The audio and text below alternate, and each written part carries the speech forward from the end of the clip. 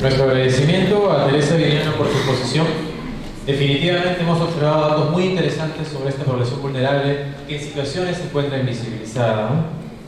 A continuación invitamos a la mesa a nuestros panelistas: Elba Espinosa Ríos, Teresa Hernández,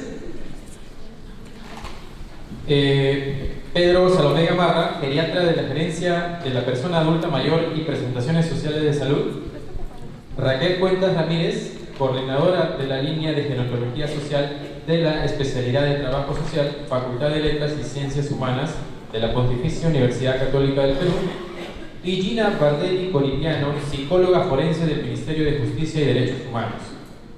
Dejo con ustedes a Elba Espinosa Ríos, quien moderará el siguiente panel. Muchas gracias. Buenos días a todos y todas. Realmente un tema que interesa y que revela una problemática que sufre nuestra población adulta mayor. Los que estamos acá reunidos somos personas que de una u otra forma atendemos el tema, nos preocupa la temática de personas adultas mayores y nuestra presencia denota el interés que tenemos sobre esto. Voy a dar pase a los panelistas. Ellos tienen 15 minutos para hacer sus comentarios a la presentación. Voy a hacerles, faltando 5 minutos, les voy a hacer un primer anuncio y luego posteriormente para que puedan cerrar la presentación y no tener problemas con el tiempo. Nuestra primera panelista es la magíster Teresa Hernández Cajo. Ella es abogada, magíster en Derecho en Mención en Ciencias Penales, maestranza en Género y Políticas Públicas de la Facultad Latinoamericana de Ciencias Sociales. Ha sido directora del Programa Nacional contra la Violencia Familiar y Sexual, comisionada experta en violencia de género y derechos humanos de las mujeres en la Defensoría del Pueblo, representante del Perú ante el Comité de Expertas en el Mecanismo de Seguimiento de la Convención Belén do Pará de la OEA. En los años 2013 y 2016 se desempeñó como directora general de la Familia y la Comunidad. Como parte del equipo de la Juntía para los Derechos de la Mujer de la Defensoría del Pueblo, ha sido autora y coautora de informes defensoriales sobre las respuestas del sistema de justicia frente a la violencia sexual y feminicidio. Actualmente es directora general de la Dirección General de Familia y Comunidad del Ministerio de la Mujer y Poblaciones Vulnerables. Muy buenos días con todas y todas. Muchas gracias por la invitación. Quisiera en primer lugar felicitar la realización de este estudio, porque como ustedes saben, en el Perú no hacemos mucha investigación y esta buena iniciativa de la Dirección contra la Violencia de Género y el Observatorio, ¿cierto?, contra la Violencia de Género del Ministerio de la Mujer es fundamental, porque nos da información, datos, pistas sobre esta problemática que es necesario profundizar para, a partir de estos datos, diseñar políticas públicas, crear servicios de atención, ampliar la cobertura, cambiar la metodología de prestación de estos servicios seguramente, pero fundamentalmente debemos diseñar estrategias de prevención. En nuestro país y en el mundo hemos avanzado muchísimo en el desarrollo de normas, ¿cierto?, de tratados internacionales, en particular respecto de los derechos de las personas adultas mayores. En nuestra región latinoamericana se ha suscrito una convención interamericana de protección de los derechos humanos de las personas mayores, que lamentablemente nuestro país aún no ha ratificado y que esperamos lo haga en breve. En nuestro país tenemos la ley 3490, que también se ha aprobado en el año 2016 y que cuenta también ya con un reglamento en la que no solamente establecen funciones al Ministerio de la Mujer, allí se establece un rol fundamental en los 3 niveles de gobierno, y no solo para proteger los derechos, sino además para abordar las problemáticas como violencia, constituyen uno de los más graves asuntos que abordar. Pero también se requiere del concurso de todas y todos, no solamente del Estado, no solamente de los niveles de gobierno. Se requiere eliminar la violencia en nuestras relaciones. Y para ello es fundamental que desde las escuelas, desde nuestras propias familias, comencemos a informarnos y comencemos a desarrollar relaciones respetuosas frente al otro o a la otra. El estudio que acaba de presentar Teresa es especialmente importante porque, como ella ha mencionado también, en nuestro país en el mundo en realidad, pero también en nuestro país se está desarrollando un proceso de cambio poblacional denominado envejecimiento poblacional. Se caracteriza por el incremento paulatino, y en nuestro país rápido, del número de personas adultas mayores que requieren de servicios especializados para atender sus demandas y sus necesidades específicas y diferenciadas. Este fenómeno tiene grandes implicancias, no solamente personales, sino económicas, sociales, culturales. Según la CEPAL, América Latina y el Caribe se encuentra en la antesala, dicen, de un cambio sin precedentes en la historia. En el año 2037, la proporción de personas mayores de 60 años sobrepasará a la proporción de menores de 15 años. Si bien este incremento hasta el momento no ha generado grandes impactos en nuestra sociedad, es debido al bono demográfico. Esta situación puede cambiar drásticamente en los próximos años, por eso también debemos prepararnos. En nuestro país, debido a diversos factores, pero entre ellos el incremento de la esperanza de vida, ya en nuestra población nacional, más del 11% la constituyen personas adultas mayores, en su mayoría mujeres. El 53% de personas adultas mayores lo constituyen mujeres, porque, de acuerdo con la información reportada por el Ministerio de Salud, las mujeres sobrepasan en 5 años a la esperanza de vida de los hombres. Viven o vivimos más. Y esto tiene también importancia en el momento de diseñar las políticas públicas, que deben ser, como acabo de mencionar, deben ser diseñadas considerando las necesidades específicas tanto de hombres como de mujeres. Pero también la información del INEGI nos señala que el 42% de hogares haya por lo menos una persona adulta mayor. Y esto también demanda de las familias servicios de cuidado, no solamente para niñas, niños y adolescentes, sino también para personas adultas mayores que pueden ser autovalentes, es decir, no necesitar de ninguna ayuda para realizar sus actividades de la vida diaria o tener algún tipo de dependencia o fragilidad.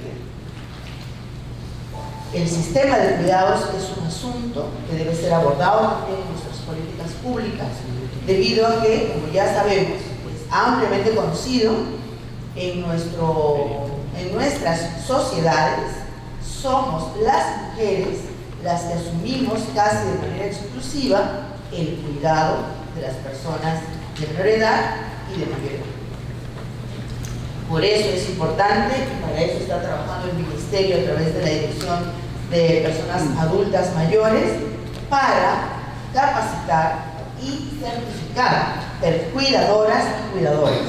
Pero también estamos haciendo esfuerzos para que los gobiernos locales y los gobiernos locales, provinciales y distritales implementen servicios de cuidado de día para que las personas adultas mayores que requieran de algún tipo de cuidado puedan ir a estos servicios, recibir todos los servicios necesarios, alimentación adecuada, rehabilitación, salud, recreación, actividades lúdicas, baile, etc., mientras su familia seguramente trabaja o estudia.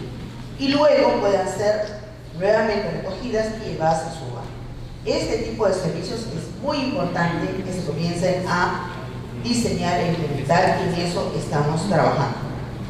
Otro fenómeno que es importante mencionar es que la mayoría de personas adultas mayores son mujeres, y aquí se denomina la feminización del envejecimiento.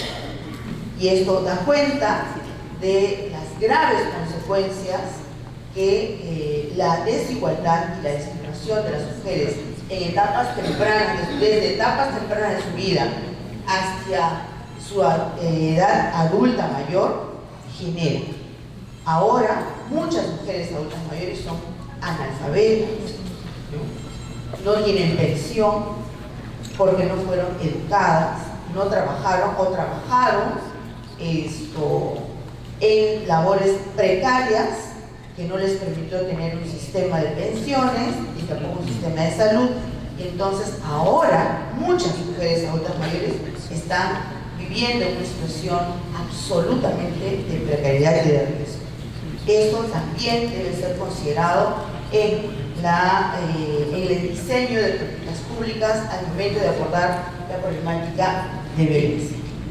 Bueno, yo quisiera, ya que me han dicho que me queda poco tiempo, señalar o destacar algunos resultados de la investigación. En primer lugar, el incremento de las denuncias de violencia contra personas adultas mayores. Esto puede deberse, por supuesto, a una mayor conciencia de sus derechos, al resultado de campañas que hace el Estado en los tres niveles de gobierno. Sin embargo, se debe tener en cuenta que ya en el caso de mujeres jóvenes, se ha reportado que solo un pequeño porcentaje denuncia, y que hay por lo menos, por cada persona que denuncia, 2 que dejan de denunciar. Y en el caso de las personas adultas mayores, probablemente el número de personas que no denuncian sea mucho mayor, porque se enfrentan a la denuncia probablemente de un hijo o de una hija de la cual depende. Otro dato importante es que frente a las personas que no pueden acercarse a un servicio de denunciar, se ha dictado la ley 3480, que es la ley de facilitación administrativa preferente para personas adultas mayores y personas con discapacidad. ¿En qué consiste? En que el Estado debe modificar la prestación de sus servicios y desarrollar servicios domiciliarios, y también desarrollar servicios a través de métodos o tecnologías informáticas. Se ha adoptado la ley y estamos también a puertas de aprobar el reglamento. Otro dato importante es que la violencia se ejerce mayoritariamente contra las mujeres adultas mayores, y esto es simplemente una constatación, una vez más, que la violencia afecta a las mujeres en todas las etapas de su vida, y que a diferencia de las mujeres más jóvenes, son agredidas además por sus hijos y sus hijas. También un dato importante es que la agresión contra, o la violencia contra los varones es mucho más alta mientras son niños niños o adolescentes, o mientras son adultos mayores, ¿no? Cuando hay una relación probablemente de dependencia, allí se ejerce violencia contra los hombres, que también es importante considerar.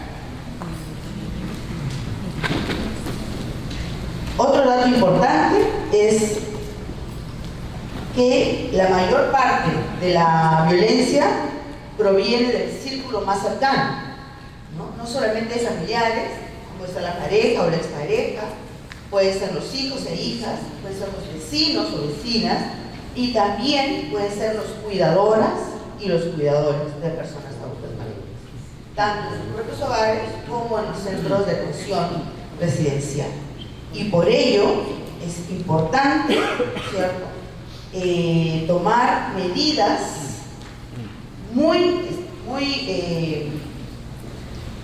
especiales para seleccionar al personal que se va a dedicar al cuidado de las personas adultas mayores, ¿no?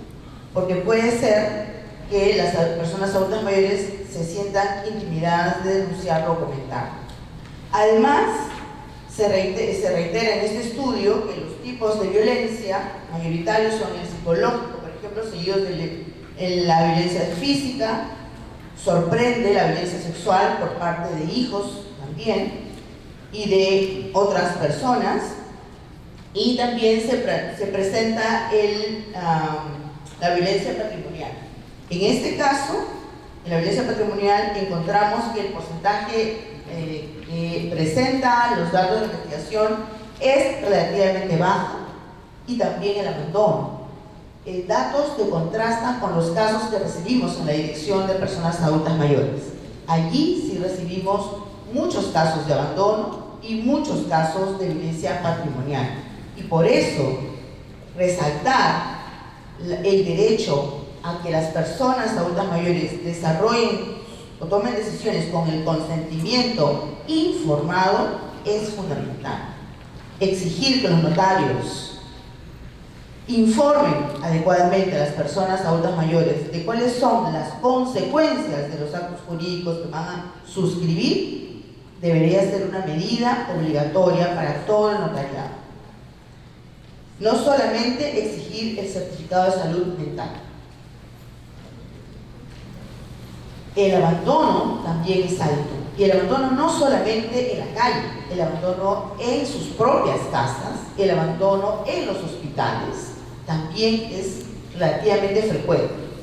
Aquí también nos encontramos ante una forma de violencia de carácter omisivo, cuando no se ofrecen los cuidados y las atenciones y los derechos que las personas adultas mayores merecen y tienen derecho.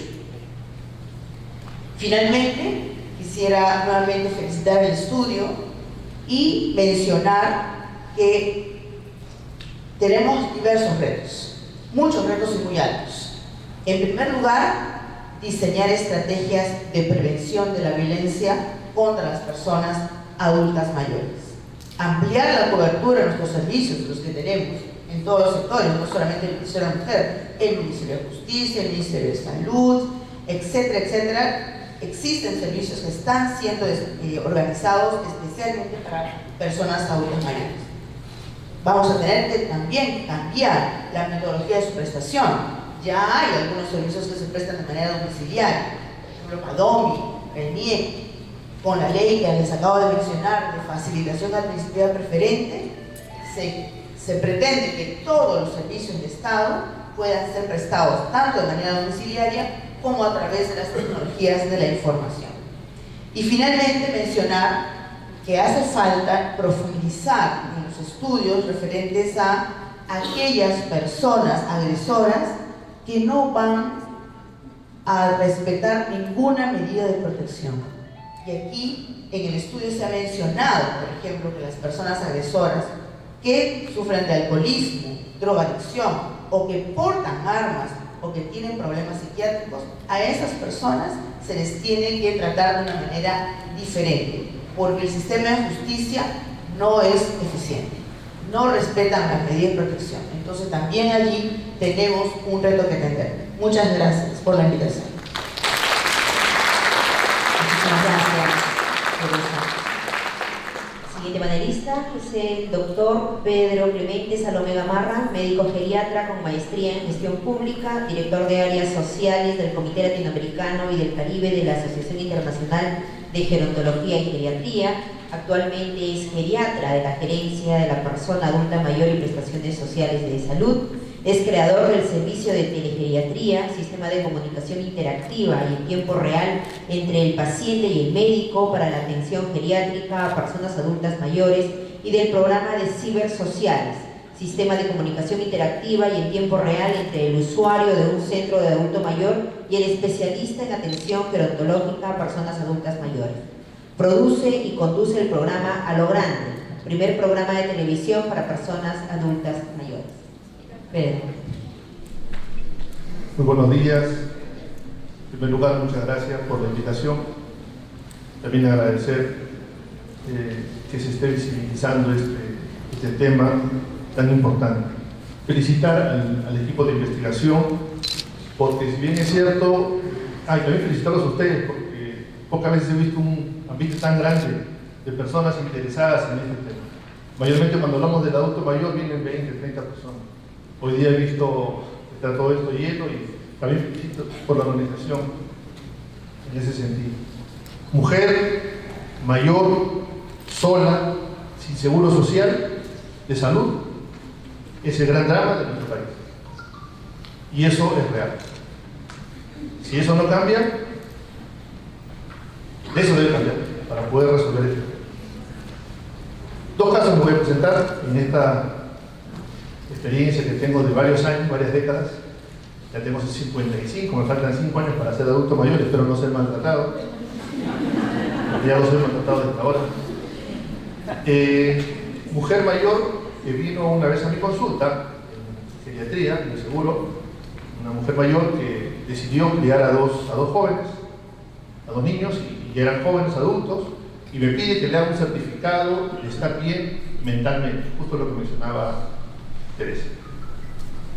Y efectivamente la señora estaba bien, le hice el certificado, y a los 2 meses viene y dice: doctor, ¿me podría hacer otro certificado donde estoy mal?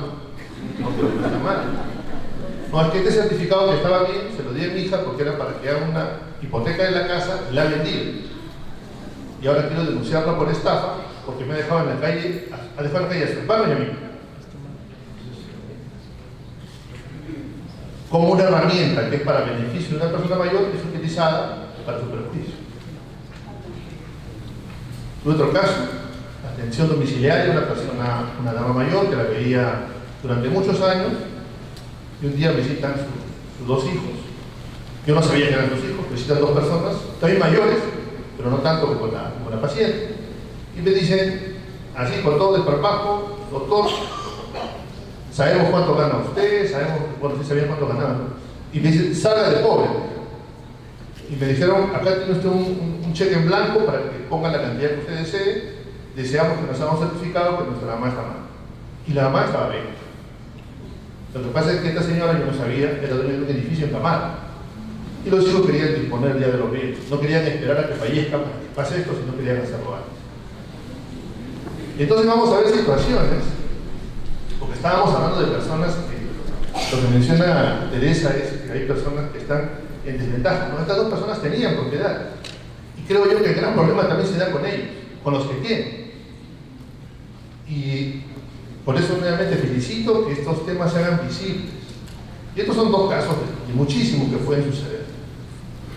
Nosotros en geriatría decimos que la vejez es heterogénea, es diferente para todos.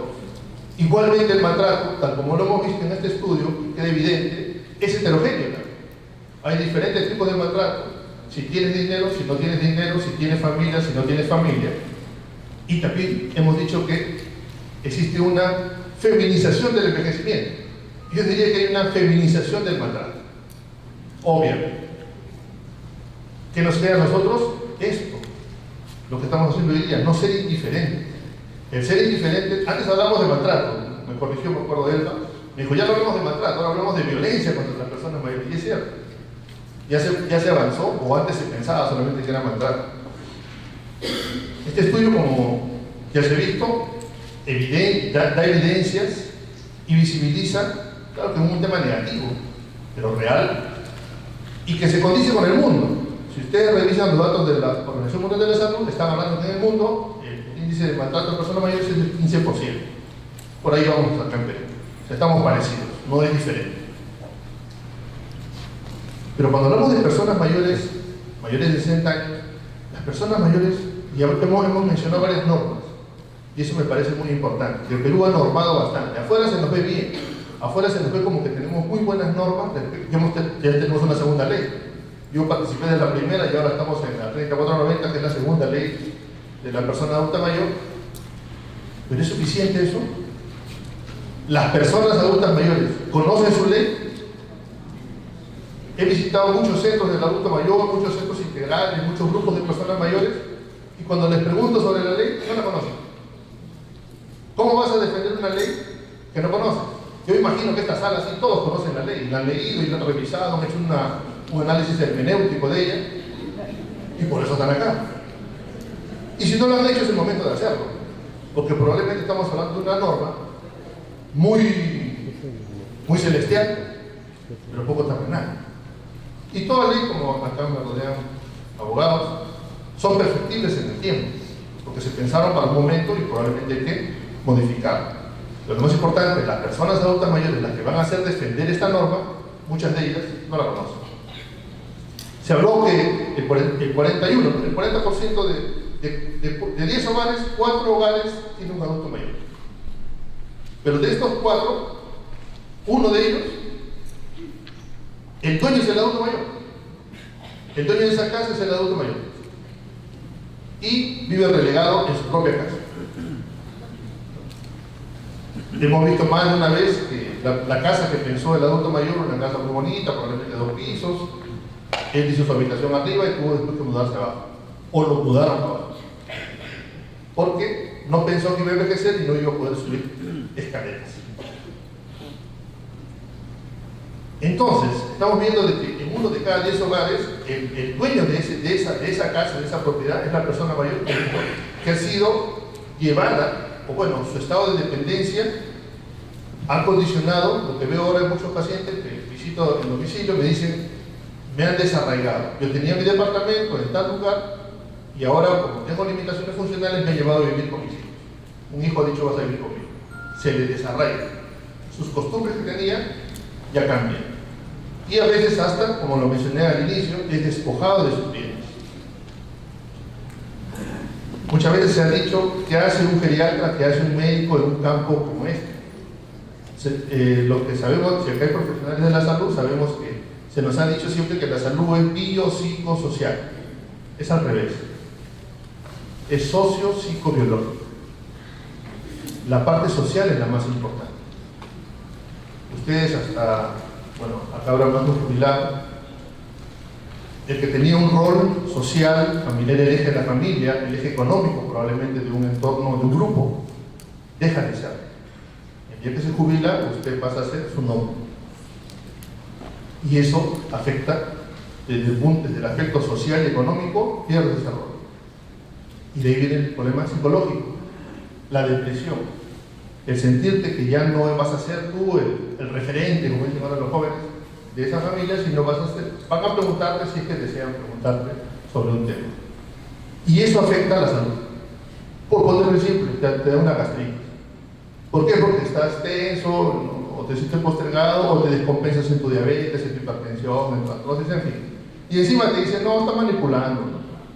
No es para tanto. Como tú no lo estás pasando, no te parece importante. Trabajemos el tema social, trabajemos con las personas mayores, que son los que nadie va a hacer algo por alguien que no sea de ese mismo grupo. Los derechos se defienden por las personas que son afectadas.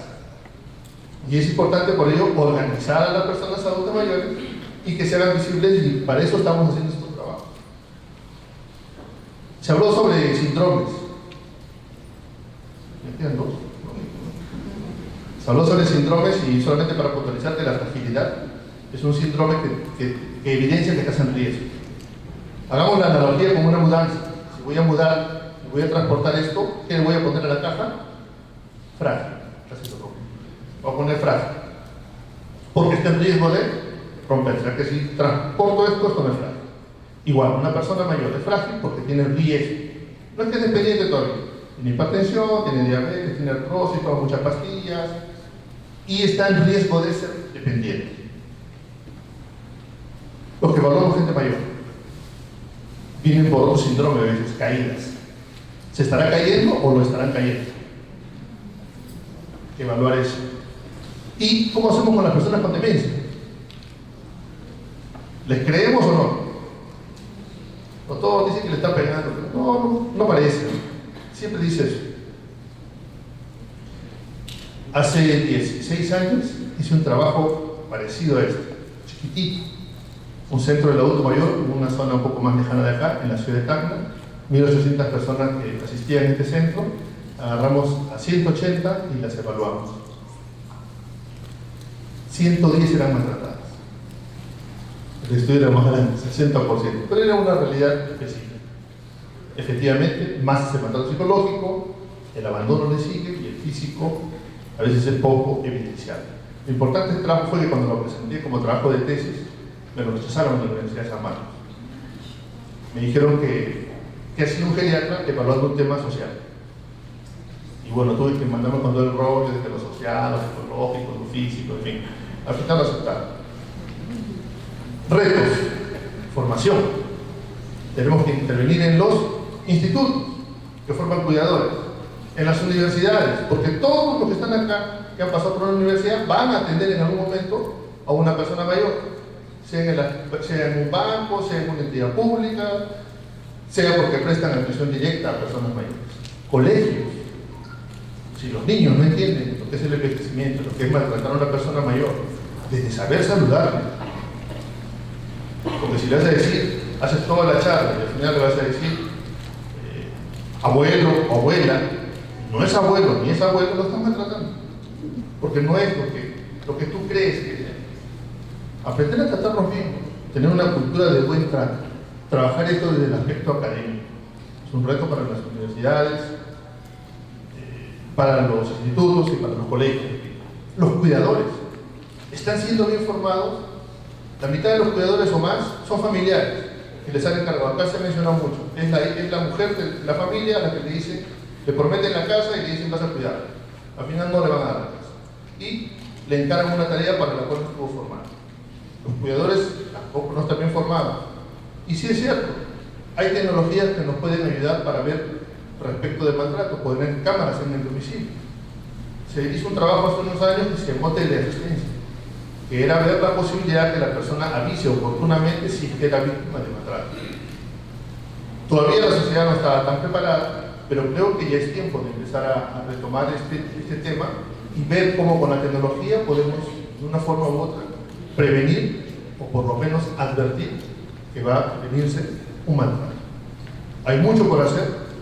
Hay todo un espacio que se está ganando, la población está creciendo a una velocidad de 60.000 a 70.000 personas adultas mayores por año, y con los que tenemos no podemos atenderlos bien. Si se viene una población más grande, el reto es muy difícil. El panorama es un poco negativo, pero hay que tratarlo. Si no tenemos un diagnóstico, no podemos dar un tratamiento.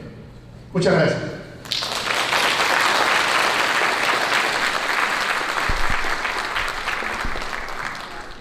Pedro. A continuación tenemos a la magíster Raquel Cuentas Ramírez. Ella es magíster en Estado y Bienestar Social por la Universidad Pública de Navarra, España, experta en género de la Universidad Pública de Navarra en España, diplomado en Gerontología Social de la Pontificia Universidad Católica de Chile, licenciada en Trabajo Social por la Pontificia Universidad Católica del Perú, doctoranda admitida en el programa de doctorado de las Humanidades y Ciencias Sociales de la Escuela de Doctorado de la Universidad Pública de Navarra, con el proyecto de tesis Dilemas éticos de las trabajadoras y trabajadores sociales en el Perú. Ha sido directora general de la Dirección General de Familia y Comunidad del Ministerio de la Mujer y Poblaciones Vulnerables, directora general de Servicios Sociales de la Sociedad de Beneficencia de Lima Metropolitana, subgerenta de Bienestar Social de la Gerencia de Desarrollo Social de la Municipalidad Metropolitana de Lima. Actualmente es docente de la especialidad de Trabajo Social de la Facultad de Letras y Ciencias Humanas de la Pontificia Universidad Católica del Perú, coordinadora del Grupo de Investigación de Trabajo Social del Departamento de Humanidades de la Pontificia Universidad Católica del Perú, coordinadora de la Diplomatura de Especialización en Gerontología y Microfinanzas para la Inclusión Financiera y Social, autora de varios artículos de políticas sociales, trabajo social sociojurídico, grupos que viven en situaciones de vulnerabilidad y violencia, envejecimiento y personas adultas mayores, investigadora y consultora en temas de política pública, políticas sociales, protección social, poblaciones en situación de vulnerabilidad, participación en política de las mujeres, género, derechos humanos, derechos sexuales y reproductivos. Saludamos a la doctora Raquel.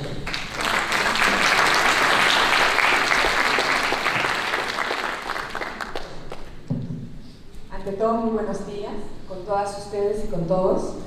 Yo, en primer lugar, quiero saludar aquí a mi querida colega Teresa Viriano, a quien conozco muchos años atrás, pero yo quiero felicitarla porque sé que hacer investigación en nuestro país, pero sobre todo desde el Estado, no es tan fácil, pero yo he visto en ella un avance significativo. Yo la conocí a ella cuando recién se creó el Programa Nacional contra la Violencia Familiar y Sexual, equipo en el cual yo participé con muchas otras profesionales de diversas disciplinas, y en ese contexto conocí a Teresa, y me acuerdo cuando se propuso, se diseñó que dentro de este programa se creara una oficina de investigación y registro, ¿no, Teresa? Y como que no había tanta como motivación como otras oficinas dentro de ese programa, pero creo que ha sido muy significativo. Yo quiero saludar de manera muy especial al Ministerio de la Mujer y Poblaciones en Situaciones de Vulnerabilidad, que haya conformado este observatorio, ¿no?, con el fin con el cual nos ha compartido Teresa, que es justamente generar conocimiento, generar evidencia para tomar las mejores decisiones. Y cuando uno toma las mejores decisiones lo hace en base al conocimiento.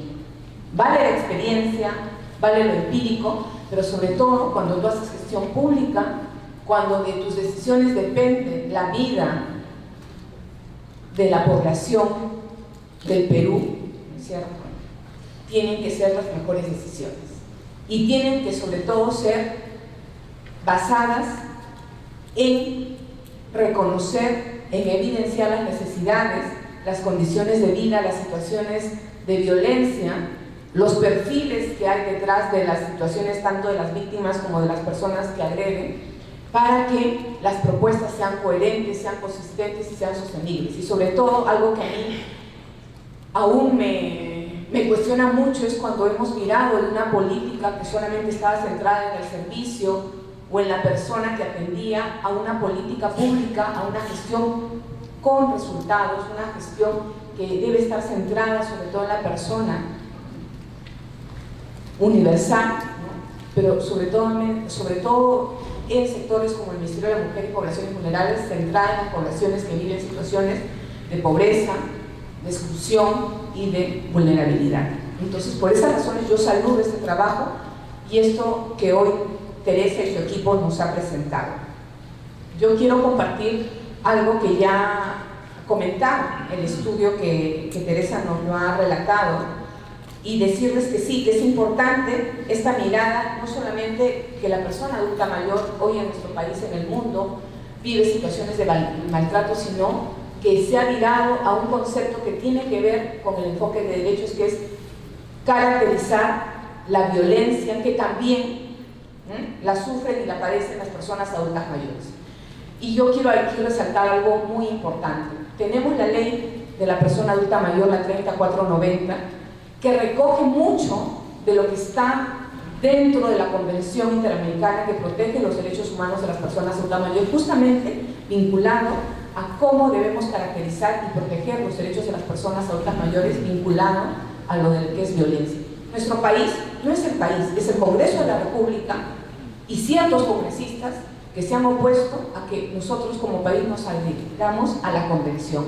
Sin embargo, y eso hay que saludarlo, un equipo, ¿no?, importante, y en ese momento estaba Elba Espinosa liderándolo, recogió los argumentos, los sustentos, no solamente jurídicos, sino también sociales, humanistas y éticos, para incorporarlos dentro de esta norma. Y por eso hoy podemos hablar y recoger, aunque el Congreso, ya les digo, no ha querido, es decir, no les interesa a las personas adultas mayores sus derechos y sus vidas, pero sí está recogido en esta ley, y eso es importante, y qué bien que haya servido de sustento y de línea para esta investigación que se recoge la violencia y sus diferentes tipos y sus diferentes manifestaciones. Otro elemento que a mí me parece relevante, con el cual ha sido diseñado esta investigación, es lo que Teresa nos ha manifestado, los enfoques, ¿no? Nosotros siempre reclamamos el enfoque de derechos, el enfoque de género, el enfoque de interculturalidad, que son muy buenos, pero a veces nos quedamos en la teoría. Pero ¿cómo los podemos nosotras y nosotros implementar, aplicar en la práctica? Justamente este tipo de investigaciones aportan a eso. Y aquí hay un elemento importante que se introdució, que es el enfoque gerontológico social, que yo le añadiría lo siguiente. Nosotros desde la Pontificia Universidad Católica del Perú, cuando decidimos desarrollar, mis colegas decidieron desarrollar desde finales de la década de los 90, toda la línea de gerontología social, la trabajaron con un enfoque de derechos humanos. Y eso es lo que da la gerontología social. el enfoque para trabajar todo lo que tú tengas que realizar con las personas adultas mayores, ellas siendo el centro de la atención, pero con el enfoque de derechos. Pero además aquí hay un elemento crucial, no hay que olvidarnos el enfoque de curso de vida, porque todas estas situaciones de violencia, y este estudio lo ha revelado así, no es que se presentaron, la persona cumple 60 años y ya es víctima de violencia, ¿no?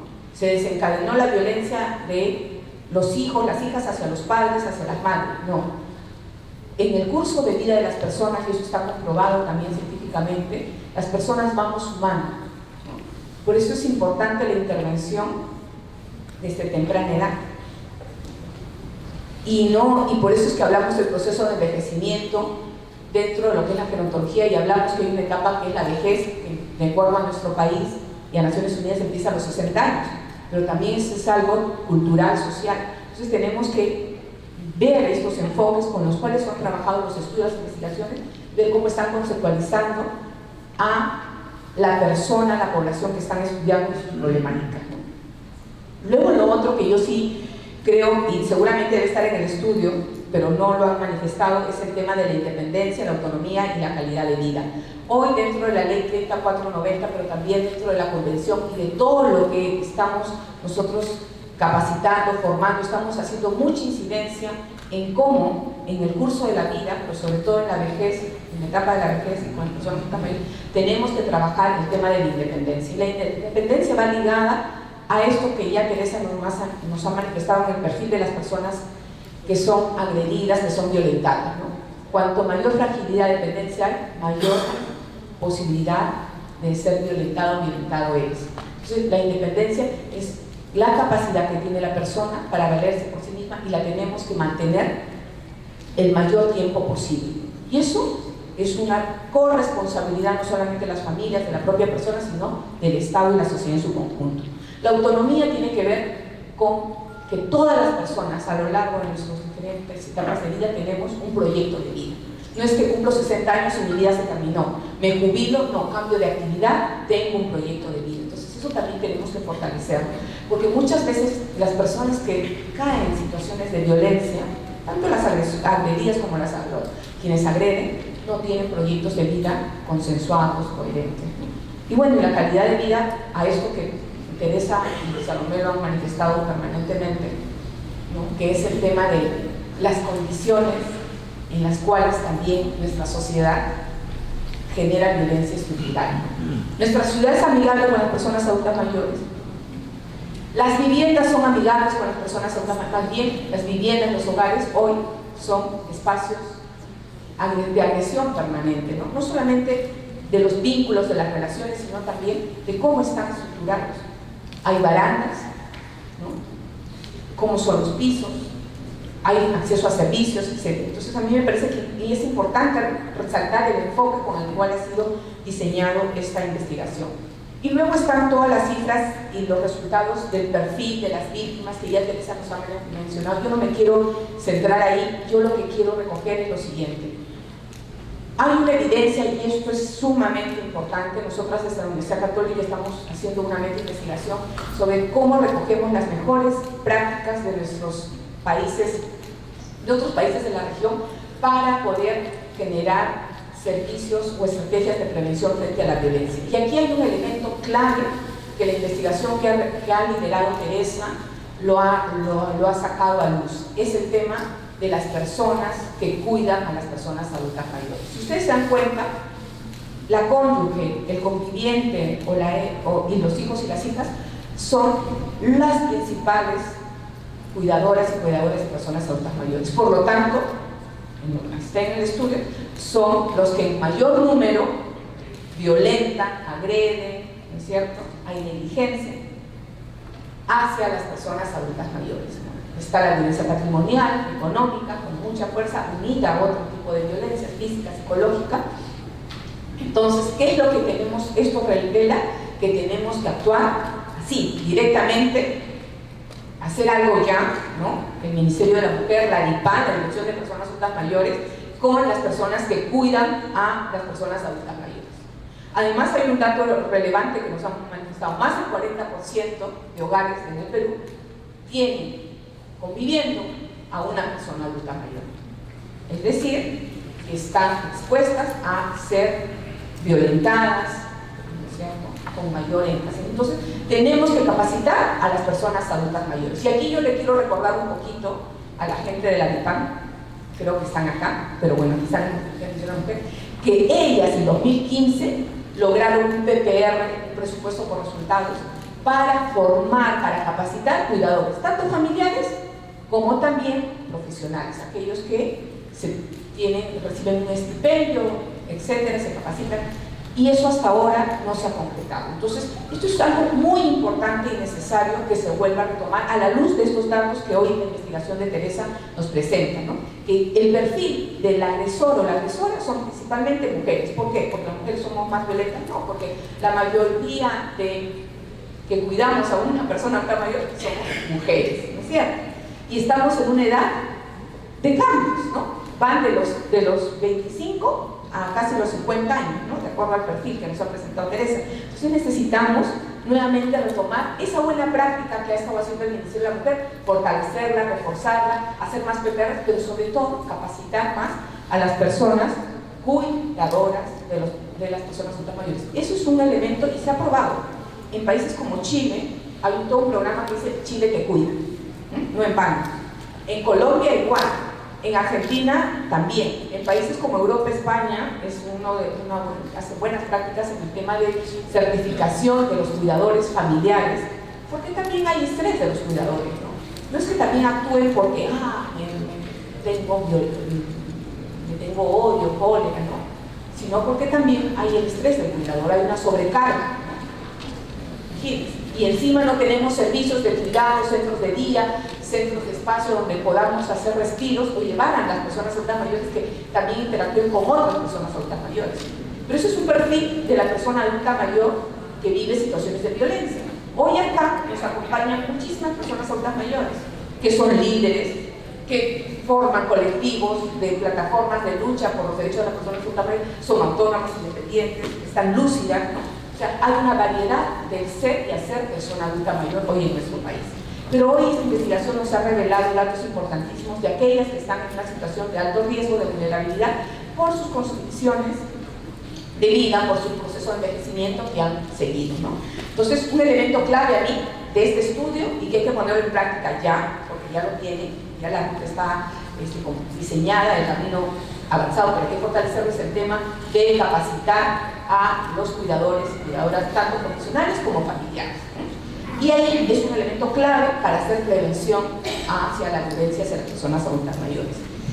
Y otro elemento que a mí sí me parece sumamente importante, ¿no? Y no quiero, ya me quedan poquitos minutos, es lo siguiente. Sobre los escenarios de los modelos predictivos que nos ha presentado Teresa, a mí me parece relevante el primero y el segundo, ¿no? El primero está vinculado con los factores de riesgo de las presuntas personas agresoras y tiene que ver con el consumo de alcohol y drogas. Si bien una persona que violenta a otra lo hace porque hay una relación de poder, no hay que olvidar la cultura machista, patriarcal, que hoy vive en nuestro país y que todavía no estamos terminando de erradicar. Al contrario, ¿no? Hay una movilización, de repente porque hay una visibilización mayor de servicios de denuncia, etcétera.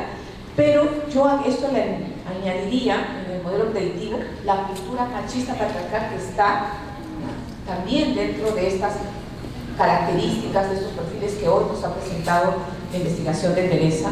Pero además, habría que actuar en alianza con otras.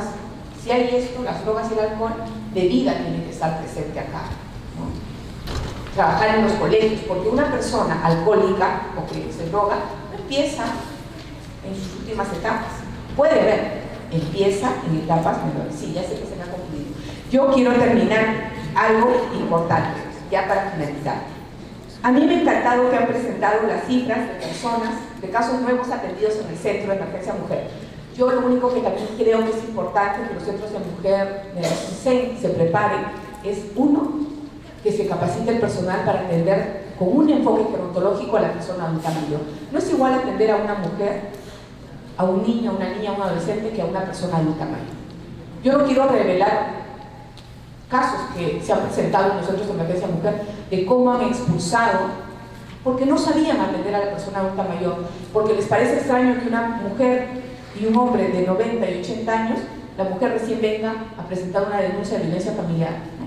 Y no es posible que le digan, pues señora, usted tiene 80 años, el señor 90, ¿para qué lo va a denunciar? No se trata de eso, se trata de ver cómo la violencia cruza no solamente todas las capas socioeconómicas, sino todas las edades, todas las etapas de vida. Entonces, a mí sí me gustaría que, y es una sugerencia que lo hago a la luz de la realidad, que en los centros de emergencia mujer no solamente se registren los casos que van a la demanda a ser atendidos, sino cuántos casos han sido resueltos, ¿no? ¿Cuántos casos han sido, bueno, hay recurrentes y tal, ¿no? Pero no solamente es eso, o sea, no solamente que sea el tal, ya vinieron 9.000 adultos mayores nuevos, no. ¿Cuántos de esos casos yo he atendido y ya no han vuelto porque se han solucionado? Entonces yo creo que eso es un diferencial importante de lo que tenemos que ir avanzando. No solamente registro el caso, sino exactamente caso atendido por todo el circuito de atención dentro del centro de emergencia y ha sido resuelto, de hecho seguimiento.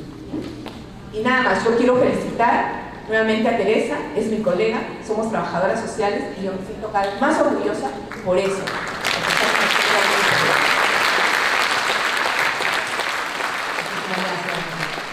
Antes de dar el pase a nuestra amiga Gina, les recuerdo que en sus carpetas tienen una hoja donde pueden hacer consultas a los panelistas. Por favor, si pueden empezar a trabajarlas, luego me las pasarán a recogerlas y las distribuiremos.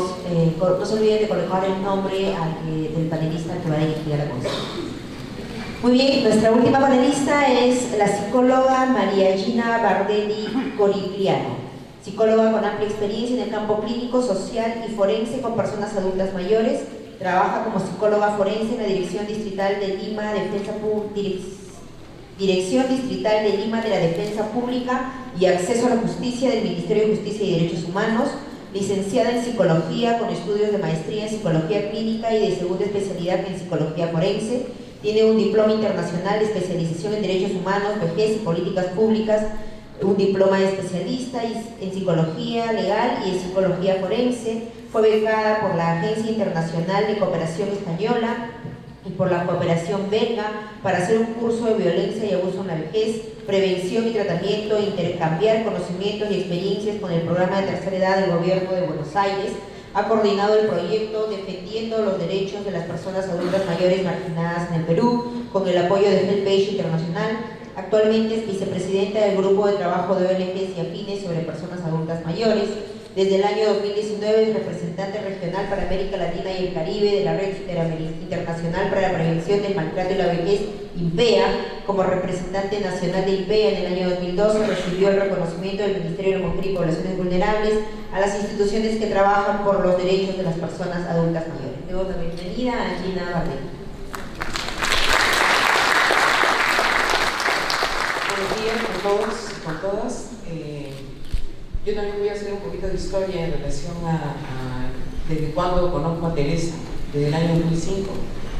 Pero cuando yo me integro a una ONG para trabajar, ya desde el año 2002 o un poquito antes, me contaban la vinculación que habían tenido con ella cuando se iba a realizar la segunda Asamblea Mundial sobre Envejecimiento en Madrid. La delegación de Perú que iba a asistir requería datos justamente sobre el tema de violencia hacia las personas mayores y estuvieron yendo a diversas instituciones y llegaron al Ministerio de la Mujer y solicitaron esta data y esta data no existía.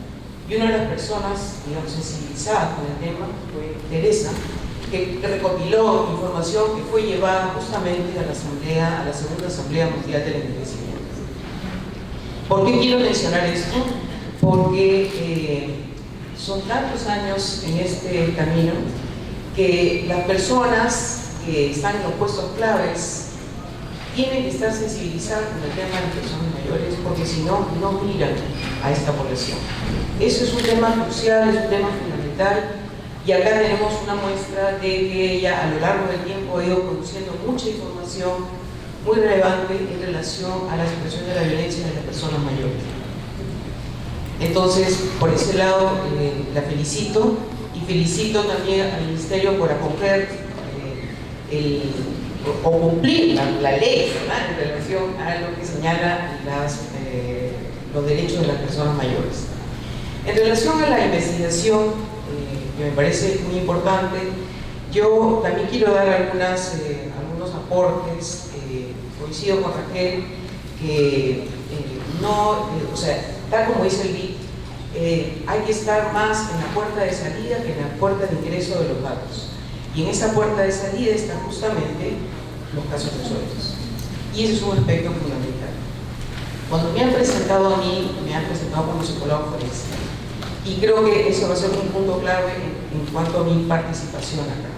Como psicólogo forense, tanto cuando trabajé en el Ministerio Público, cuando trabajo actualmente en el Ministerio de Justicia, he podido identificar que uno de los aspectos claves para poder detectar de la mejor manera la violencia hacia las personas mayores es que el personal, en este caso, por ejemplo, psicólogos, y hablo también de los demás profesionales, tenga una capacitación en lo que es la psicología de las personas adultas mayores, cómo se presenta la violencia y para que puedan mirarla y detectarla, porque así nomás se considera algo normal en la vejez.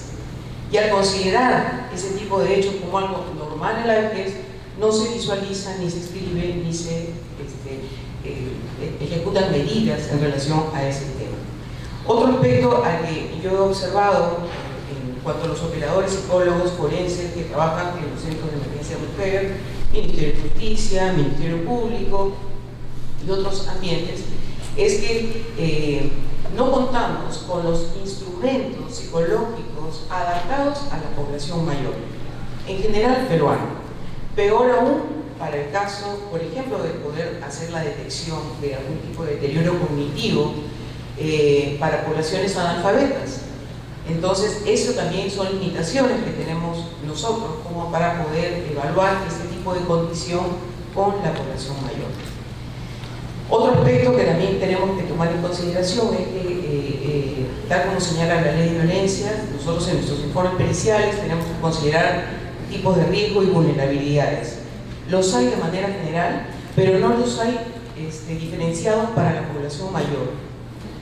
Entonces, ese es otro reto que tenemos que trabajar todos los psicólogos forenses, ¿verdad?, a partir de la casuística que venimos viendo durante año tras año, para que los informes periciales realmente sean un aporte para el acceso a la justicia a las personas mayores. Entonces, ahora junto las dos partes. Cuando se presenten las siguientes versiones de los informes que prepara el observatorio, se pueda ver los casos resueltos, pero también se vea por qué no se resolvieron los casos. Porque ahí va a estar la clave justamente para hacer mover la maquinaria, ¿verdad?, del Poder Judicial o de la propia Fiscalía, para que realmente las personas mayores logren, por lo cual se acercan a un centro de emergencia mujer o se acercan al Ministerio de Justicia, a la Defensa Pública o se acercan a una comisaría. Lograr justamente tener justicia frente a un hecho de violencia. Y desgraciadamente todavía no se está consiguiendo en la magnitud que quisiéramos. Eso lo podemos escuchar de personas mayores cuando van tocando puerta tras puerta. Bueno, yo vengo a la comisaría, no me quieren recibir la denuncia porque vino mi hijo primero y entonces le creen más a él que a mí, porque hay un prejuicio, como pero si es el empresario, ¿verdad?, como está joven, lo que dice debe ser cierto, está lúcido, y la persona mayor, no, yo creo que ya debe, me parece, por su edad, ya debe estar un poco más, por su edad, ya debe estar más. Entonces ahí ya comenzamos con toda la serie de candados para que esa persona pueda llegar a tener la justicia a la que tiene derecho, no es a la que se merece, ¿no?, a la justicia a la que tiene derecho. Otro aspecto importante que están dentro de las funciones de los centros de emergencia mujer está el tema de la prevención. Entonces yo sugiero para el observatorio que se evidencien, ¿verdad?, cuántas personas mayores han participado en programas preventivos. Desde que yo tengo, que he estado observando desde el inicio del programa nacional hasta el día de hoy, creo que ha habido una o dos campañas preventivas dirigidas a la población mayor y después no lo hay. Y estoy hablando de campañas generales, no campañas focalizadas. Si yo ahora, a través del observatorio, puedo identificar que Lima, Cusco, Arequipa, Cajamarca son los lugares donde más se ejerce violencia contra las personas mayores, entonces para la siguiente versión del observatorio, digamos de aquí a un año, nos deberían demostrar en estas 4 zonas han sido priorizadas para justamente hacer un programa preventivo, y de haber tenido tantos casos, hoy tenemos tantos otros, ¿no es cierto? Entonces de esa manera vamos dándole mayor utilidad a los datos que tenemos de este valioso observatorio. Otro aspecto también que quiero señalar es la variabilidad, ¿verdad?, de la violencia en relación a la edad de las personas mayores. Y la variabilidad también nos trae, en el momento que caractericemos esa variabilidad, también nos va a ayudar a hacer las intervenciones más oportunas. Otro aspecto que me parece importante es que la mayoría de casos que han sido registrados acá, que han señalado mis antecesores, son casos que han ido caminando al centro de emergencia mujer a presentar o a solicitar una atención. Mi primer trabajo fue en Canevaro, allí hace varios años, ¿verdad? Y sé que hasta el día de hoy hay personas mayores que son violentadas dentro de la propia institución, pero que los servicios no entran a este tipo de servicios. No voy a decir específicamente Canevaro, sino en la mayoría de centros de atención residencial donde residen las personas mayores más frágiles, ¿verdad?, están en una condición de riesgo particular y que no pueden hacer llegar su voz de que están siendo violentadas dentro de una institución generalmente pública. Entonces, yo creo que el CEN debería tener esa llegada, el personal CEN, a esas instituciones sin esperar que las llamen, porque esas personas no van a llamar, no pueden hacerlo. Entonces, para eso es necesario señalar cuáles son los criterios para identificar la violencia en personas que no pueden expresarse. Porque ahí no vamos a tener los psicólogos la observación y la entrevista, o sea, la observación sí, pero la entrevista psicológica no lo vamos a poder hacer, ¿verdad? Entonces allí tiene que haber otro tipo de parámetros que tienen que ser investigados justamente para que se pueda identificar la violencia. Quisiera señalar también que sería importante para los siguientes informes que prepare el observatorio que se nos informe cuántos casos han sido abandonados por las personas mayores que se han acercado a solicitar una atención y averiguar por qué abandonaron la atención de los centros de emergencia. También es necesario que se visibilice algo. Por ejemplo, nosotros, los psicólogos forenses, cuando hacemos el informe pericial, en la parte final ponemos recomendaciones. Y dentro de las recomendaciones ponemos que, en caso sea necesario, que la persona reciba un tratamiento psicológico. Antes de yo de venir acá, para poder traerles un dato fidedigno, he ido al Ministerio de Salud para al programa que tiene que ver con la salud mental, porque allí me derivaron, pasé por el área que tiene que ver con las personas adultas mayores, pero me dijeron tu pregunta específicamente a salud mental. ¿Okay? Fui a hablar de salud mental y en salud mental pregunté para el caso de los centros de atención mental comunitaria, que es a donde derivan ahora las personas, cuántos profesionales había que habían sido capacitados en la situación mental o en violencia hacia las personas mayores, cuántos protocolos habían hecho justamente para atender a esta población. Y le hice la pregunta del protocolo porque solamente tienen un protocolo para atender a mujeres en condición de violencia en situación de pareja, más no lo hay para los otros grupos, menos para las personas mayores. Entonces, allí quedó un vacío. Entonces yo le decía, bueno, doctor, yo le informo, porque el psiquiatra con el que me estaba entrevistando, yo deseo poner la recomendación para que vayan a atenderse a una institución de salud, pero también tengo que ver algún criterio de calidad, puesto que he observado que las personas que reinciden en los temas de violencia que llegan, por ejemplo, a mi sede, muchas de ellas han ido a una atención de salud, a algún establecimiento de salud y han abandonado porque el profesional no sabe cómo es la violencia hacia las personas mayores, de tal manera que no le dan una solución ni un tratamiento psicoterapéutico que requiere la persona mayor para salir de la situación de trauma, ¿verdad? Entonces, más o menos con eso. Y para terminar, porque ya me dicen que me quedan pocos minutos, quisiera señalar que el Banco Interamericano de Desarrollo tiene un estudio muy interesante en donde ha hecho recopilación de información acerca de varios observatorios a nivel de la región. Y señala que es necesario que se deba pasar de este observatorio, como bien se señala, nacional, a que hayan observatorios locales, porque la violencia se da en espacios, ¿verdad?, más vinculados al tema del municipio y después a la región y después pasar a los datos nacionales, porque de esa manera se va a poder focalizar la intervención preventiva. Otro aspecto que señala el Banco Interamericano es que se deben hacer las presentaciones en el observatorio de manera georreferenciada, para que de esa manera se pueda ubicar en tal localidad que está ocurriendo y allí voy a hacer una focalización de la intervención. Otro aspecto que señala en este estudio del observatorio, que tal vez sea algo ambicioso, es que los observatorios tienen que ser independientes, autónomos en su presupuesto, para que no respondan a los vaivenes políticos de quienes dirigen el sector donde va a estar el observatorio, de tal manera que su data siempre va a ser una data que sirva a todos los sectores. Y otro aspecto que señala es que debe estar dentro del observatorio incluida la academia, ¿verdad?, y tiene que estar incluida representantes de la sociedad civil, justamente para que aporten y que el dato sea un dato realmente que sirva a toda la población. Otro aspecto que señala el Banco Interamericano de Desarrollo es que toda esta información excelente que ha producido tiene que ponerse en un lenguaje amigable para que las personas mayores, justamente las que están en mayor riesgo, tengan acceso a esta información. Las líderes y lideresas puedan tomar esa información para hacer un trabajo de base con las personas mayores de su localidad para que se puedan hacer acciones de prevención de la violencia. Bueno, y con eso hay todavía muchos datos que analizar, pero ya el tiempo ha vencido y quiero agradecerles por la invitación.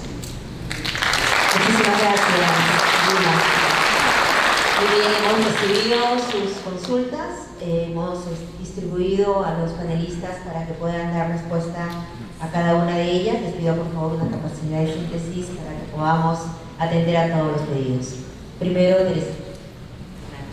Gracias. Aquí he recibido varias, espero poder atender todas.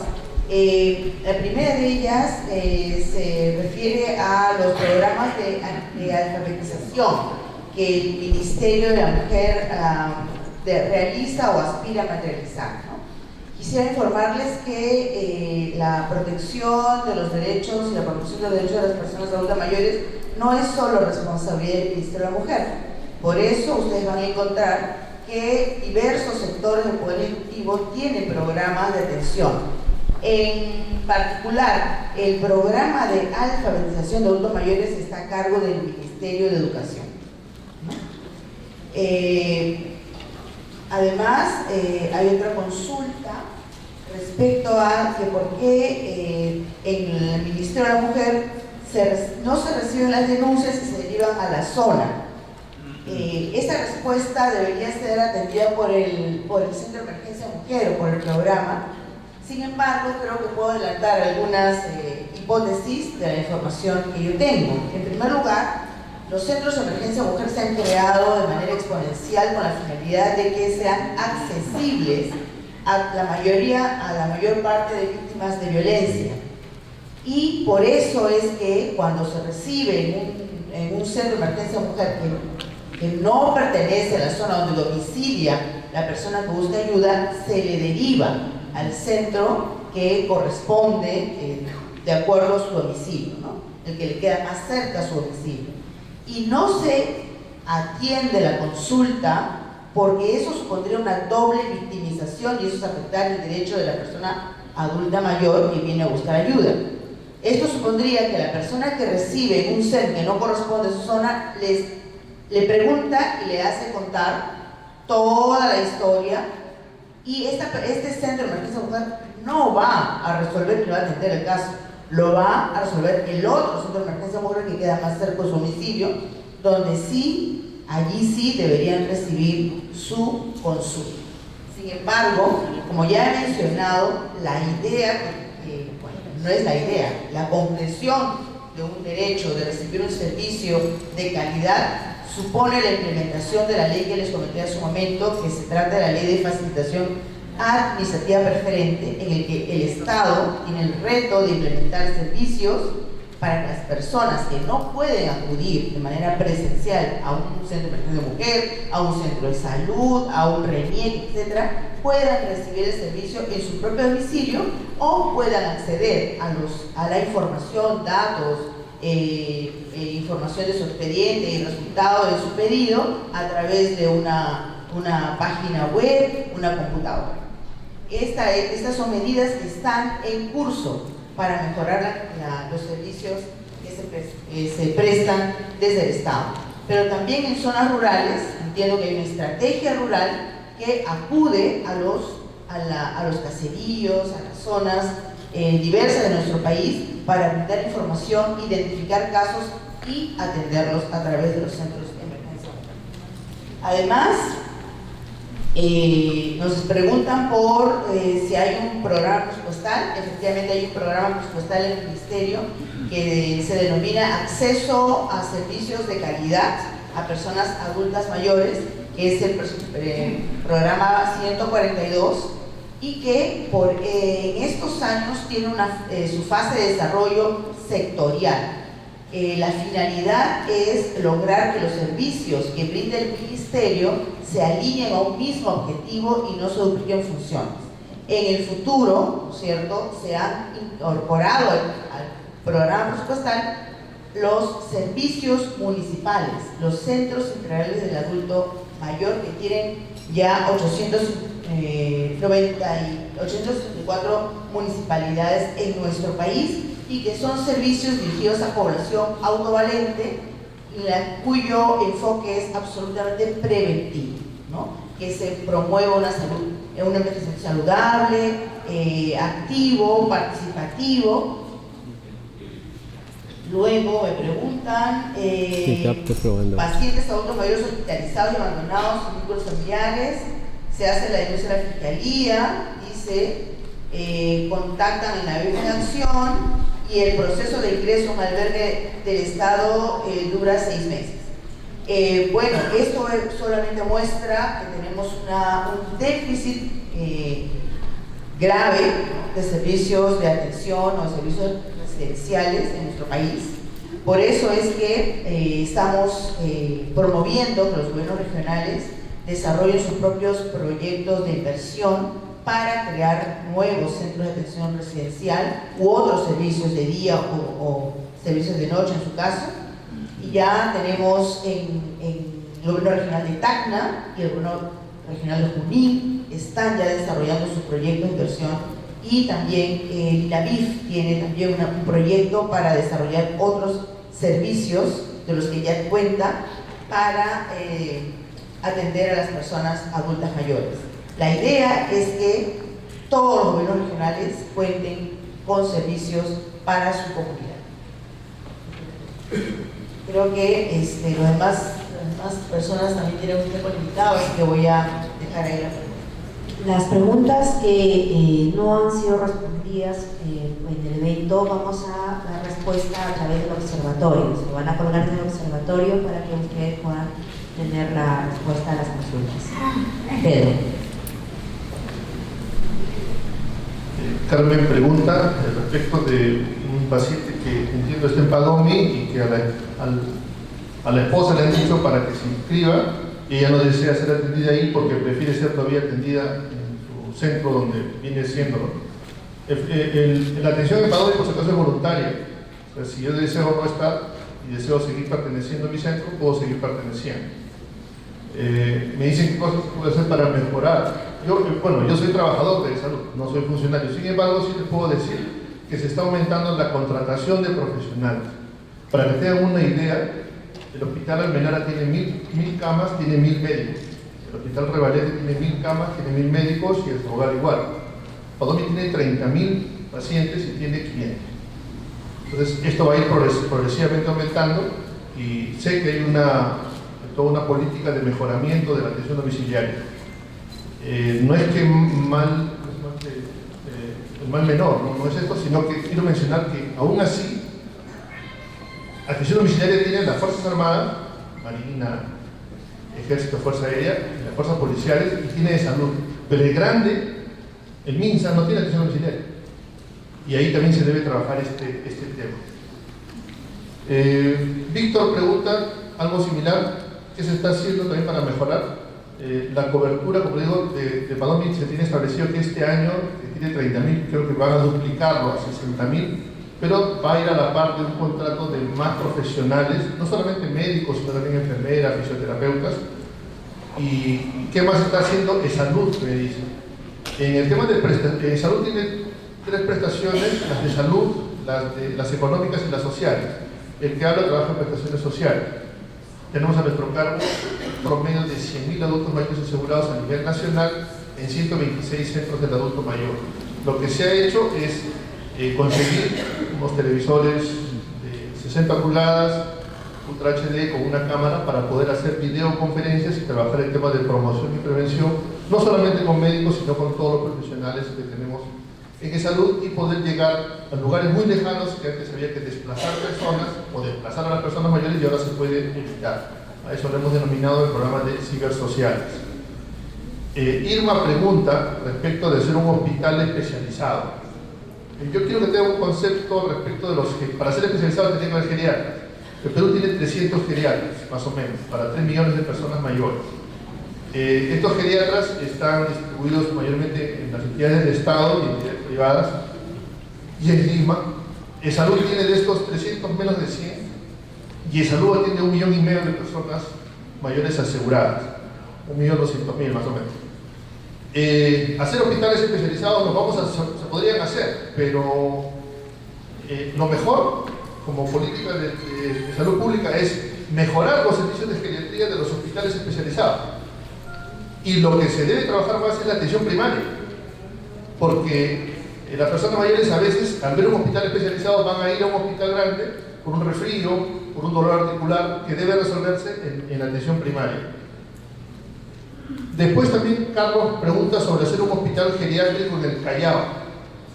Sí, es cuestión del gobierno regional si lo tiene priorizado, pero explico, si una región, si un lugar tiene un hospital que ya está especializado, un hospital nivel 4, en ese hospital es donde se debe mejorar la oferta de geriatría.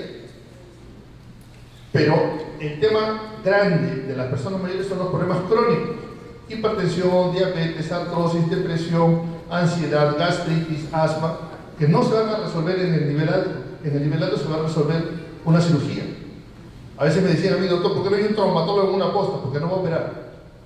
Se va a desperdiciar un traumatólogo en una posta. ¿Qué se debe hacer de todas maneras? Si son 300 geriatras, debemos formar el doble. Pero ¿cuánto tiempo toma formar un geriatra? 3 años. El que habla estudió en San Marcos, de pregrado, tuve que postular de nuevo a San Marcos, cuando fue la suerte, ingresé de nuevo, y 3 años más para hacer geriatría. Pero ¿cuántas plazas de geriatría hay al año en el Perú? Creo que son 10 o 15, ahora ha subido a 20, me parece. Pero no es suficiente, o sea, en 100 años vamos a tener la cantidad que queremos. Entonces parece que esa velocidad no es la mejor, ¿sí? También tienen que entender que para formar un geriatra se le va a pagar el sueldo durante 3 años, hay que mejorar presupuestos para ello. Hay que formar de todas maneras, y no solamente especializar al médico, hay que especializar a todo el equipo interdisciplinario, a la enfermera, al psicólogo, a la trabajadora social, al fisioterapeuta, al terapeuta ocupacional, a todo el equipo. Pero a la par de ello, ¿qué cosa podemos hacer? Capacitar a la atención primaria, o sea, formar a los médicos que ya vienen atendiendo. Ojo, también medicina familiar puede atender a personas adultas mayores. Ese también es otro gran grupo de profesionales que lo pueden hacer. Hay que capacitar a los técnicos, porque ¿de qué vale capacitar a los profesionales? El médico pasa visita, se va, la enfermera podría no estar capacitada y se cae todo. Y el técnico, por último, hasta la enfermera está capacitada, pero el técnico, si no tiene esa formación, esa vocación de servicio, y se le habla sobre buen trato, se cae todo. A veces hasta exagerando, ¿no? Desde que una persona va a un centro y el vigilante te recibe y te dice pasa, y ya te valoró toda la atención. Entonces también el vigilante, el personal de servicio tiene que estar capacitado para tratar a personas, a todos, pero también a personas adultas mayores, los cuidadores. Como bien se ha mencionado acá, es un gran tema. Perú debe tener más o menos 100.000 cuidadores. ¿Estarán todos capacitados? Probablemente. ¿Bien capacitados? No creo. ¿Cuánto tiempo debe capacitarse? Hay cursos de una semana. ¿Cuánto tiempo debería ser? Por lo menos 6 meses. Por lo menos. Y que sea la persona que quiera hacer eso, no que le obliguen, ¿no? Y el otro grupo que dejo al final, la familia, ¿no? La familia, insistimos, también debe ser capacitada. Si yo sé que voy a, por ejemplo, en Padomi hay un programa de capacitación de familiares. Van, se inscriben, cuando tú inscribes a tu familiar tienes que recibir una charla, pero deberían ser muchas más. En eso se está avanzando, falta más todavía por hacer. Muchas gracias, Pedro. Vamos a pase a Raquel. Por favor. Quiero hacer una pregunta, pero antes de responder esta pregunta, Janet, yo quiero aportar lo siguiente. Hace un año, el Seguro Integral de Salud nos pidió que hiciéramos una propuesta sobre las personas que están en situación de abandono en los hospitales, sobre todo los hospitales nacionales e institutos especializados. ¿Por qué? Porque ustedes saben que cuando una persona ocupa camas y está permanentemente, es como si se pagan hotelería, alimentación, visitas, y tiene la probabilidad de contraer alguna enfermedad hospitalaria. Entonces el CIS estaba evaluando, porque la mayoría eran personas adultas mayores, que en vez de que la persona continúe ahí en el hospital ocupando una cama y que esa cama puede ser utilizada por otras personas que llegan por situaciones de emergencia, pues puedan coordinar con algunos centros de atención residencial para que el CIS financie su atención. Miren, porque el CIS es, dentro del sector salud, es la institución financiadora, ¿no? El sector salud tiene 3 niveles: la rectoría, la asistencial, que está formada por los hospitales, los centros, puestos y institutos, y la que financia las atenciones de salud, que es el CIS. Entonces el CIS tenía esta propuesta, tiene desarrollada ya una propuesta, un modelo de atención, y yo más bien sugeriría al Ministerio de la Mujer, aquí está Teresa, que es la directora general de Familia y Comunidad, que de repente pueda coordinar con el CIS y activar esa propuesta, que sería buena, porque también hay una gran cantidad de personas adultas mayores que son abandonadas en los hospitales, sobre todo nacionales, y si es que el CIS financia estas atenciones a los centros de atención residencial, sería mucho mejor, ¿no?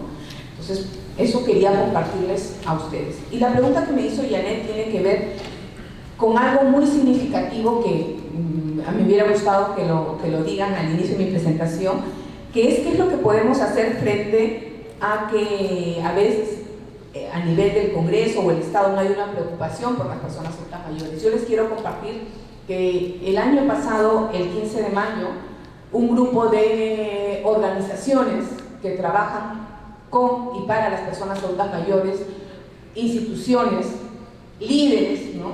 Muchas de ellas están acá, asociaciones, organizaciones de la sociedad civil, conformamos un colectivo que se llama la Mesa de Concertación sobre Personas Adultas Mayores.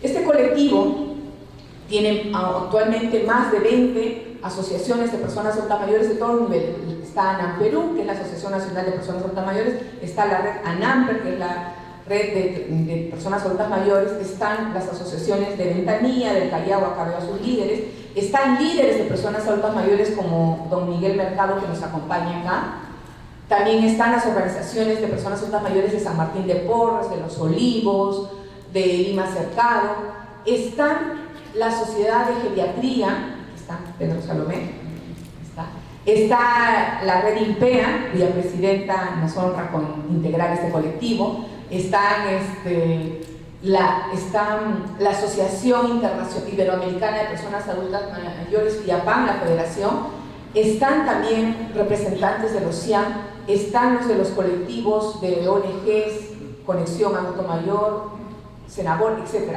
Está la academia, que estamos nosotras, y entonces hay una serie de confluencias y que tenemos una agenda concreta. Cuando Janet me pregunta qué se puede hacer, o sea, está bien, el Estado, los poderes del Estado tienen un rol que cumplir. Hoy me voy a solamente centrar en el Congreso de la República. Hoy el Congreso de la República es como que hubiera dado la espalda a las personas adultas mayores por no haberse puesto a cumplir su función, como es aprobar la adhesión del Perú a la Convención. Nosotros como sociedad civil y nosotros en esta plataforma tenemos una agenda de trabajo. Lo hacemos de manera voluntaria. En esta agenda tiene un primer punto. La primera es lograr que el Perú pueda adherirse a la Convención Interamericana que protege los derechos humanos de las personas adultas mayores. ¿Cómo lo hacemos? Estamos haciendo incidencia, estamos estamos permanentemente mandando cartas al presidente del Congreso, reuniéndonos con la gente de los diferentes sectores, y aquí queremos saludar la acogida que siempre hemos tenido del personal de la DIPAM. Nos ha gustado mucho también que la Mesa de Concertación para la Lucha contra la Pobreza es una aliada invalorable, ¿no? Fico Arnillas y toda la gente que trabaja con él, Rafael, Alex, se han puesto la camiseta y han formado un grupo de vejez con dignidad en la vejez, y que son la articulación entre la sociedad civil y el Estado. Entonces, sí se pueden hacer cosas desde la sociedad civil. Uno de nuestros objetivos es hacer visible los derechos y también los aportes, los saberes de las personas adultas mayores en nuestro país. Un país, un hogar, una familia, una comunidad que no reconoce a sus personas adultas mayores, no reconoce su historia. Y un pueblo que no reconoce su historia, ¿cierto?, no va a tener la memoria para tomar las mejores decisiones. Entonces, para nosotras y nosotros que estamos en este colectivo que se llama Mesa de Conservación sobre Personas Adultas Mayores, y que les invito a quienes estén interesados a participar de manera voluntaria y aportar desde el espacio donde están, pues a hacerlo, ¿no? Sí podemos, no somos muchas y muchos. Yo me alegro, ¿saben? Yo con Gina digo, qué bien, y Pedro también lo ha dicho, que haya una confluencia intergeneracional para trabajar este tema. Gracias, Teresa, porque tu estudio, tu compromiso ha hecho esta confluencia de actores y de actoras, y creo que eso es lo que tenemos que relevar. Podemos hacer mucho desde el espacio donde nos encontremos. En nuestro hogar, si nuestra madre comienza a olvidarse de algo, no tratarla mal, ¿no? Ponernos en su lugar. Hay paradojas, ¿no?, que de repente más adelante puedan estudiarse, porque a veces los hijos o las hijas maltratan a los padres. Yo no quiero justificar, pero quizás haya también situaciones de maltrato en el curso de la vida, pero creo que lo importante es que sí podemos hacer la diferencia desde el espacio donde nos encontremos, ¿no? Y mucho más tienen que hacer esa diferencia quienes son ahora servidores y servidores públicos. Ellos tienen que gestionar el bien común para todas y todos, ¿no? Nada, entonces les invito, si se puede hacer en colectivo, como la Mesa de Conservación sobre Personas Adultas Mayores, que estamos, quienes no somos a personas adultas mayores, pero que apostamos por un proceso de envejecimiento con independencia, con autonomía y con calidad de vida, y que reconocemos que las personas que son mayores son los que nos transmiten, nos transfieren sus saberes y nos motivan día a día a seguir adelante, ¿no? Porque varias de ellos tienen una solidaridad intergeneracional, no se imaginan. Varios dicen, está bien, yo no voy a ver de repente por lo que estamos luchando, pero seguramente ustedes cuando lleguen a ser personas adultas mayores lo verán, o lo verán mis hijos, lo verán mis nietos, mis nietas. Entonces, eso es una solidaridad intergeneracional súper potente, y dice mucho de las personas adultas mayores que participan en esta mesa, que nos están dejando un legado y una experiencia muy buena. Muchas gracias. Muchísimas gracias.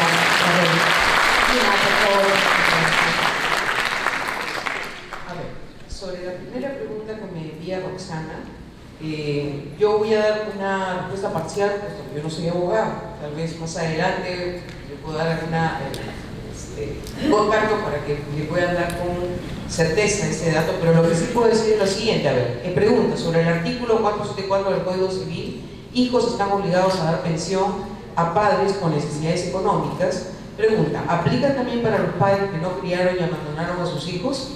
A ver, yo voy a hablar sobre la ley de las personas adultas mayores anterior a la actual. Allí decía que la asistencia de los hijos hacia los padres era una asistencia recíproca, ¿no es cierto? Es decir, que si el padre no había brindado ese tipo de cuidados, el hijo no estaba obligado a hacerlo. Pero en la ley actual dice otra cosa. Y es también que hay que ser sinceros en eso, y es que el Estado le ha dado toda la responsabilidad a la familia, o casi toda, al cuidado de las personas mayores. Entonces ahora señala que hay una obligatoriedad de los hijos de dar la asistencia al padre. No hay una discriminación, hay una obligatoriedad, ¿verdad? Entonces yo creo que eso será parte de un trabajo, pero que se tiene que levantar para ver si es que hay alguna modificación o no, y si es que el Estado va a asumir el cuidado de ese padre que fue un violador, por ejemplo, o una madre que fue una violadora, o los abandonó de ellos. Entonces son temas profundos que hay que analizar. Y la otra pregunta que me hacen es ¿qué medidas se pueden tomar para prevenir la violencia contra las personas mayores?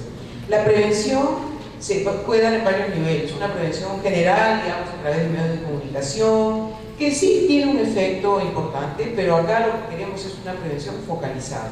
Para que haya prevención focalizada tiene que haber datos diferenciados. Entonces, por ejemplo, en el caso, voy a hablar de Padomi, donde también fui a recoger información sobre Padomi, le pregunté a la persona que dirigía, por favor quisiera que me muestre el protocolo por el cual se identifican las situaciones de maltrato cuando viene el médico u otro profesional, ¿no? Bueno, no hay. Después me dijo, sí, pregúntale a la trabajadora social. Muy bien, fui trabajadora social, me dicen, usted es la que recopila la información de hechos de violencia. Muéstrame su registro.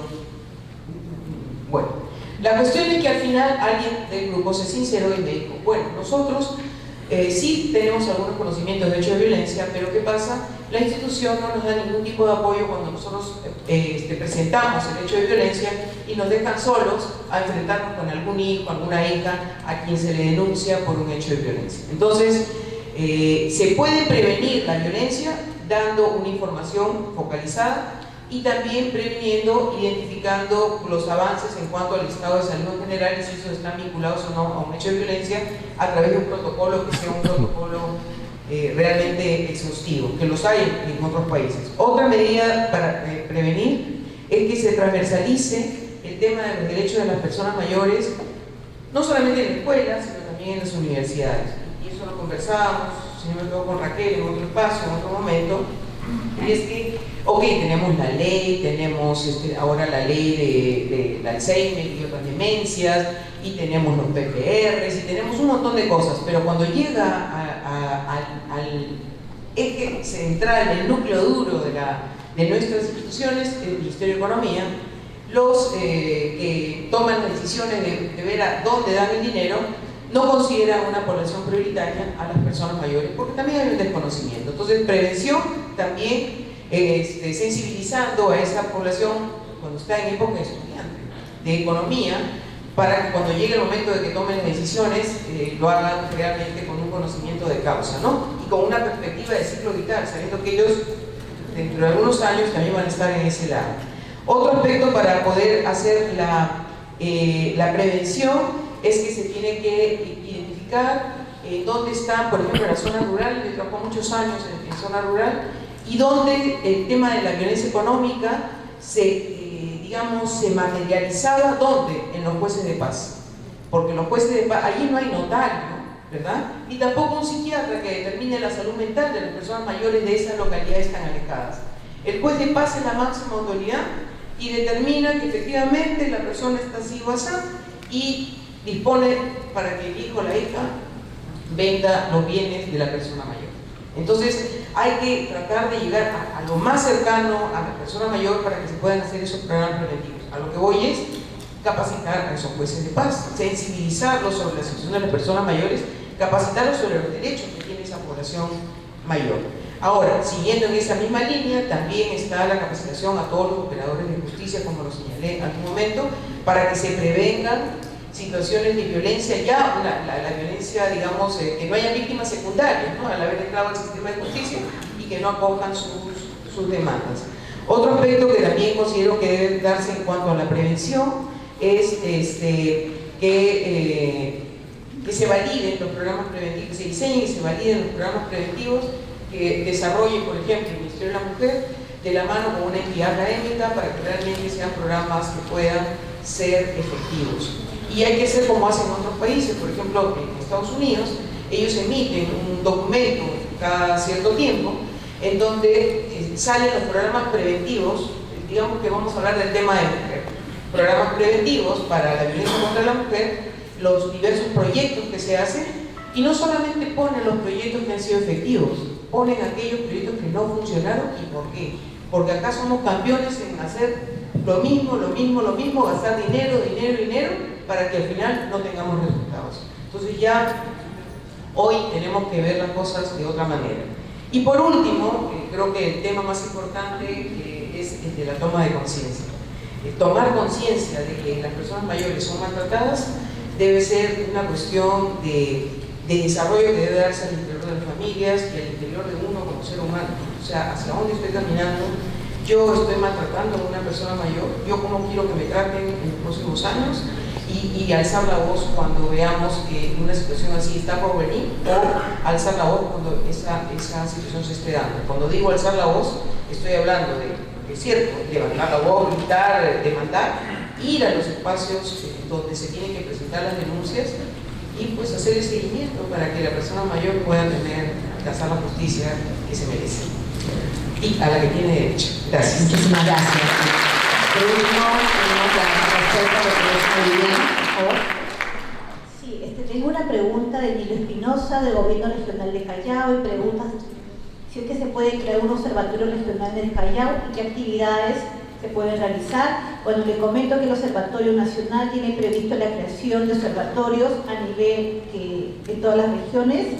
Lo que está previsto para estos 3 años, este año se ha coordinado la creación de 7 observatorios y le pediríamos que el gobierno regional reinicie las acciones para contar con la asistencia técnica del observatorio a fin que pueda iniciar las acciones de sistematización de información y de promoción de investigaciones que, como ya lo mencionó el especialista Gina Bardelli, se hace necesario que se cuente con data local y con data regional.